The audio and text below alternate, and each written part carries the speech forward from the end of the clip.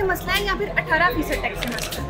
हम लोगों को टैक्स के तरीके से मसला है। अगर आप जब टैक्स किसी भी चीज़ पे लगाते हैं तो आप उसकी फैसिलिटीज़ प्रोवाइड करते हैं, क्योंकि आपको टैक्स दे रहे हैं तो उसके बदले फैसिलिटीज़ लेनी है। अब वो फैसिलिटीज़, एक फैसिलिटी आप मुझे बता दें जो ई कॉमर्स के लोगों को से जो लोग वाबस्ता हैं उसको दी हो। ना कोई यहाँ मिनिस्टर है, ना कोई यहाँ पॉलिसी है, ना कोई यहाँ पेमेंट गेटवे है, ना कोई यहाँ ई कॉमर्स की कोई भी इंटरनेशनल जो स्टोर्स हैं वो पाकिस्तान को एक्सेप्ट करते हैं अच्छे तरीके से। एक तो एक और चीज़ कि यहाँ से अगर आप अपनी सर्विसेज को एडवर्टाइज़ करते हैं दुनिया में तो 16% टैक्स मज़ीद देना पड़ता है।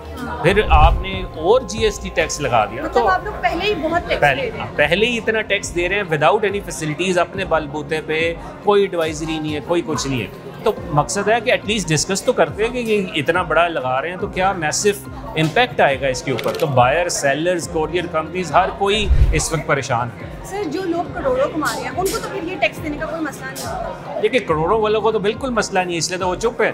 बेसिकली हम लोग तो आवाज़ उठा रहे हैं ऐसे लोगों की जो कि एक बच्चा घर में बैठकर 3 लाख कमा रहा है, 4 लाख लड़की एक फीमेल कमा रही है, कोई अपने कपड़े बेच रही है, कोई केक बेच रही है, कोई छोटे छोटे SMEs बिजनेसेस कर रहे हैं। उनको असल मसला है। आपने कहा उनको भी बीच में रगड़ दिया है, बड़े लोगों को क्या इससे इम्पैक्ट होगा? सर, आपको नहीं लगता कि ये मईशत तबाह करके किसी स्पेसिफिक कंपनियों को फ़ायदा दिया जा रहा है?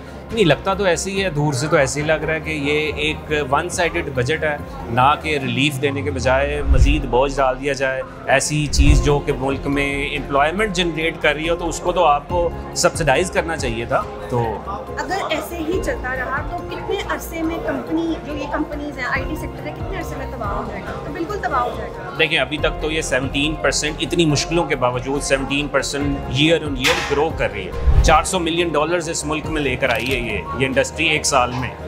तो अब ऑब्वियसली इसके बाद इम्पैक्ट आएगा, हम देखेंगे कि पैसे आना कम हो जाएंगे और ऑब्वियसली ओवरऑल महंगाई बढ़ जाएगी, इन्फ्लेशन, क्योंकि लोगों को महंगी चीज़ें ऑनलाइन मिलेंगी।